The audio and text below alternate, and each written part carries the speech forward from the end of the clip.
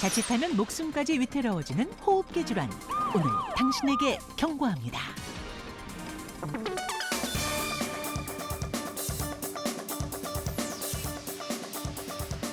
네, 무엇이든 물어보세요. 오늘은 우리의 건강을 위협하는 질환에 대해서 집중 점검해 보겠습니다. 닥터의 경고. 네, 요새 안 그래도 아침 저녁으로 날씨가 쌀쌀해지고 있었는데요. 오늘 아침은 정말 기온이 뚝 떨어졌습니다. 그러니까요. 이렇게 날씨가 추워지면 우리의 건강을 위협하는 적들이 있죠. 맞습니다. 일명 겨울철 3대 건강의 적들로 불리는 호흡기 질환들인데요. 우리가 이 겨울을 잘 나기 위해서 꼼꼼히 알아둬야 할 호흡기 질환들에 대해서 이 시간 짚어보겠습니다. 예, 제가 평소에는 정말 어머니한테 연락을 자주 못 드려요. 예, 부끄럽지만. 근데 요즘에 이렇게 날씨가 추워지는 요맘때쯤 되면은 제가 하루에도 한 2통씩 전화를 드립니다. 어머니 외출할 때 제발 따뜻하게 입으세요. 좀 안 미끄러운 신발 신으세요. 마스크 꼭 착용하세요. 잔소리가 늘게 되더라고요. 엄마 미안해요. 어머니 얘기한다고 지금 목이 맸던 거예요? 예, 물 좀 마실게요.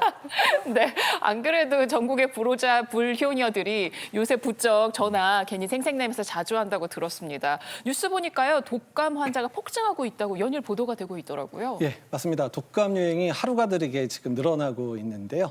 의원급 의료기관을 대상으로 해서 표본 감시를 하고 있는데 1,000명, 그러니까 외래 환자 1,000명당 지금 독감 의심 환자의 비율이 지지난주에 22.8이었다가 지난주에 50.7까지 작년 동기 대비해서 거의 11배 차이고요. 전주 대비해서는 거의 1.5배 이상 증가되고 있습니다. 사실 지난 1월 달에도 독감 유행이 심했는데 당시에 저 수치가 99까지 올라갔는데 이미 절반까지 턱에 이제 올라가고 있는 상황이고요. 네. 독감 유행 주의보 자체도 지난해보다 한 달 이전에 지금 독감 유행 주의보가 내렸고 현재 학기 중이기 때문에 소아들 중심으로 유행이 커지고 있는데 이렇게 유행이 커지면 어르신들에게도 유행이 확산되고 특히나 65세 이상 어르신들이나 또한 고위험군들에 있어서는 이런 독감 유행 시기에 합병증이 발생할 수 있기 때문에 독감 유행에 대해서 상당히 주의가 필요한 시기입니다. 예. 요즘 정말 독감 걸리시는 분들이 많은가 봐요. 지난주에도 저 지인이 독감에 걸려서 다음 날 진짜 병원 문 여는 시간에 맞춰서 바로 갔는데 글쎄 그냥 그 시간에 갔는데도 대기가 70번이었대요.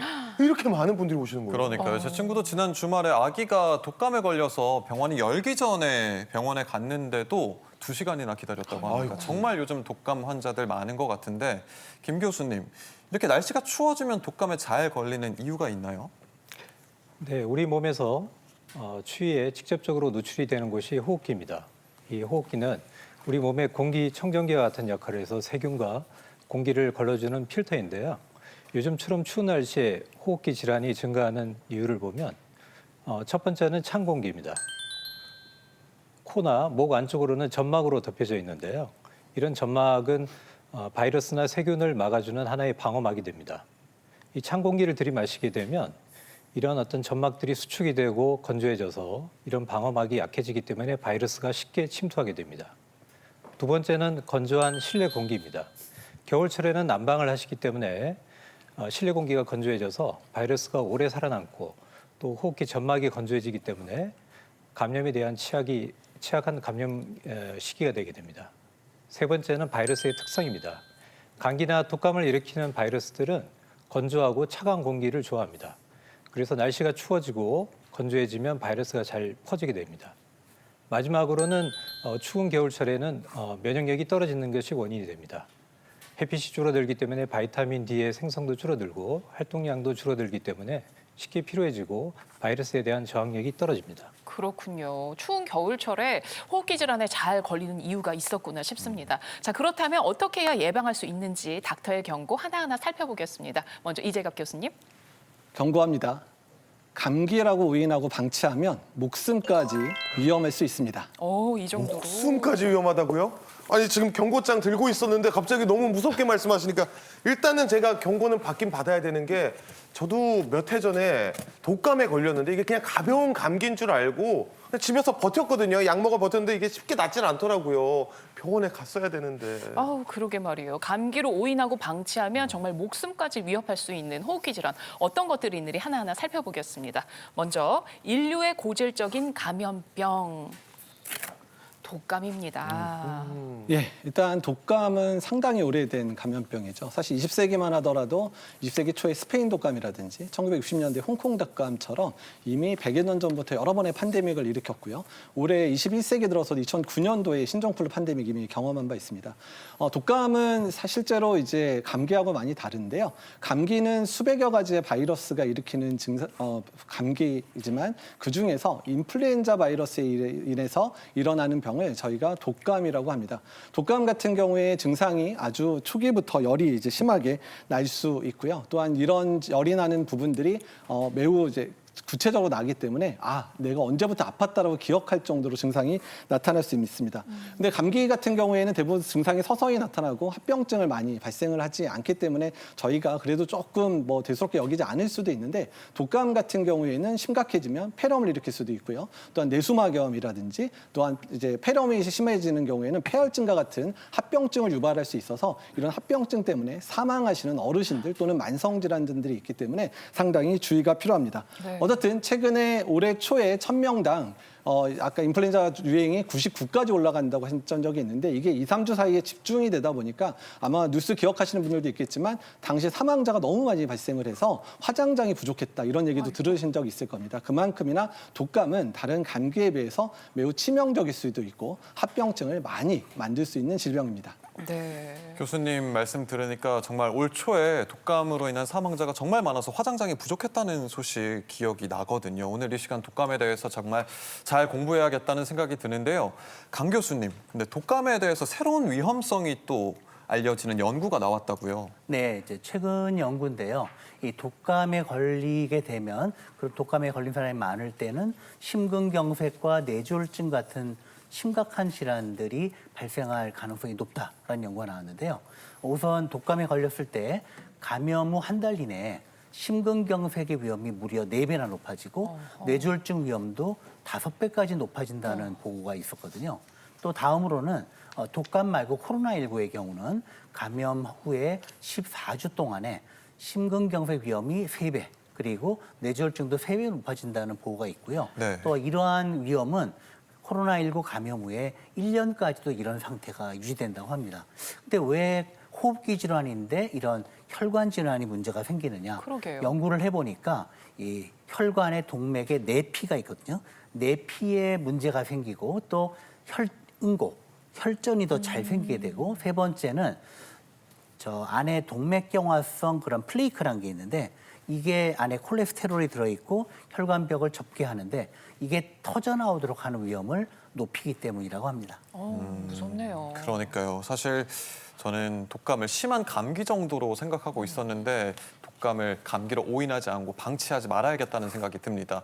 그러면 독감과 감기를 잘 구분해야 될 텐데 어떻게 구분할 수 있을까요, 이 교수님? 예, 사실 이제 감기하고 독감을 구분하는 거는 이제 증상적인 부분으로 약간 구분할 수 있습니다. 사실 증상이 가벼우면 구분이 어렵기도 한데 일단 감기 같은 경우는 바이러스 종류에 따라서 인후통, 목만 심하게 아프다든지 아니면 눈에 충혈만 되는 증상들이 나타난다든지 이런 식으로 증상이 매우 다양하게 나타날 수 있는데요. 독감 같은 경우는 일단은 증상이 갑자기 아주 심하게 발병하면서 열이 펄펄 나고 근육통, 두통이 심한 전신 증상이 매우 심한 양상을 보이고는 합니다. 근데 다만 독감도 연령에 따라서 증상이 매우 다양하게 나타날 수 있는데 특히 소아 같은 경우에는 아이들이 어리다 보니까 자기 증상을 잘 표현 못하기도 하거든요.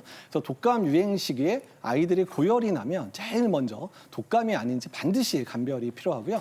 노인이라든지 또 만성질환자 같은 경우에는 독감에 걸리더라도 면역 반응이 초기에 빨리 일어나지 않기 때문에 증상이 모호한 경우들도 많습니다. 그래서 열이 동반되지 않기도 하고 갑자기 의식이 떨어져서 분들도 있고 갑자기 식욕이 떨어져서 갑자기 축 늘어지는 증상이 생기는 분들도 있기 때문에 어르신들 특히 독감 유행 시기에 갑자기 어르신들의 행동이 떨어지거나 의식이 떨어지거나 갑자기 전반적으로 식욕이 떨어지는 상황을 보더라도 독감을 의심해서 한 번은 병원에 모시고 가서 검사를 받게 해주시는 게 매우 중요할 것 같습니다. 네, 아무리 증상이 감기 같아도 독감인지를 한 번쯤은 꼭 의심해 보셔야겠습니다. 자, 감기로도 오인하기 쉬운 호흡기 질환 어떤 게 있는지 살펴보죠.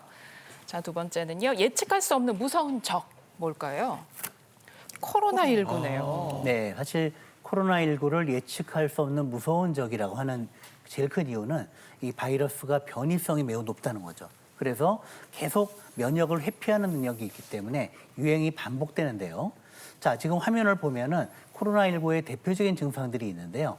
1번에 보면 기침, 인후통은 사실 감기랑 구분이 어려운 증상이고요. 또 근육통과 고열은 또 독감이랑 구분이 좀 어렵거든요. 물론 과거 초기에는 후각, 미각 상실이라는 코로나19만의 특이한 그런 증상이 있었거든요. 근데 최근에는 이러한 전형적인 증상은 또 사라지고 뭐 목에 칼로 베는 듯한 통증이 있다든가 콧물, 코막힘, 재채기 같은 상기도 증상, 또 메스꺼움, 설사 등 위장관 증상이 나타나는데요. 따라서 점점 더 다른 감염성 질환, 감기나 독감하고 구분하기 어려운 것이 사실입니다. 근데 제가 알기로는 코로나가 처음 등장했을 때는 이 걸리면 다 죽는다고 생각할 정도로 굉장히 무서운 병이었는데 요즘에는 이제 뭐 백신도 많이 나왔고 이 백신 등장 이후로는 감기처럼 그냥 한번 잠깐 앓고 지나가는 그런 병으로 약간 저희가 생각하고 있지 않나요? 이 코로나19 감염은 단순히 호흡기 감염만은 아닙니다. 이 바이러스가 혈관 내피세포를 침범을 해서 미세 혈전을 온 전신에 만들기 때문에 뇌혈관이나 심장 혈관을 공격을 하게 되면 뇌졸중이나 심근경색으로 사망에 이르기도 합니다. 특히 이제 기저질환자라든지 뭐 노인들 같은 경우에 있어서는 이런 미세 혈전들이 다 만들어지기 때문에 네. 합병증을 더 조심을 하셔야 됩니다. 최근의 보고에 의하면 코로나19를 앓고 난 이후에라도 수주 내지 몇 달 뒤에도 뇌졸중이나 심장 질환으로 갑작스레 나빠지는 사례들도 보고가 되고 있습니다. 기침이나 우리가 전신 무력감 같은 어떤 증상뿐만이 아니라 전신에 미세 염증이 퍼지기 때문에 생명을 단축시킨다는 연구 결과들도 있습니다.